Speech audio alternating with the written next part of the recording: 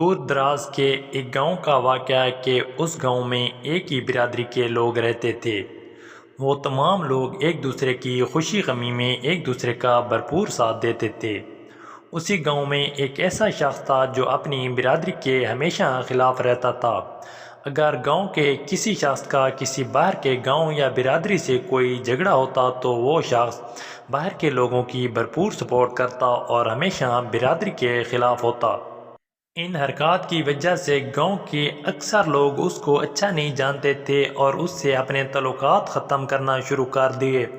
ایسا کرنا ہوا کہ اس کے بیٹے کی شادی قریب آ گئی۔ اس نے گاؤں کے لوگوں کو بھی دعوت دی اور باہر کے اپنے تمام دوستوں کو دعوت دی۔ تاکہ آپ جانتے ہیں کہ گاؤں کے لوگ شادی بیاہ اور خوشی غمی کی تقریبات میں مل جل کر کام کرتے ہیں۔ گاؤں کے لوگوں نے اس کی شادی میں جانے سے انکار کر دیا۔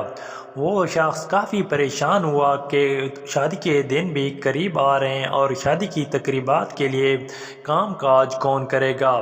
اس نے گاؤں کے ہر گھر میں جا کر کافی منت سماجت کی مگر لوگوں نے ماننے کا نام بھی نہ لیا۔ آخر کار وہ آدمی کافی پریشان ہو کر گاؤں کے کچھ بزرگ لوگوں کے پاس گیا اور ان کو کہا کہ آپ برادری کے لوگوں کو کہیں کہ وہ میرے بیٹے کی شادی پر آئیں اور کام کاج میں بڑھ چڑھ کر حصہ لیں۔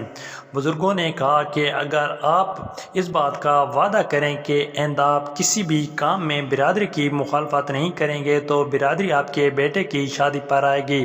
وہ آدمی کافی پریشان تھا۔ اس نے وعدہ کیا کہ آئندہ میں کسی بھی کام میں برادری کے مخالف نہیں جاؤں گا۔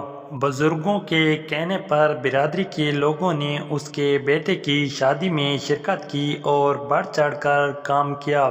اس آدمی کو اندازہ ہوا کہ آدمی کی اگر باہر بھی عزت ہے تو وہ برادری کے بل بوتے پر ہے۔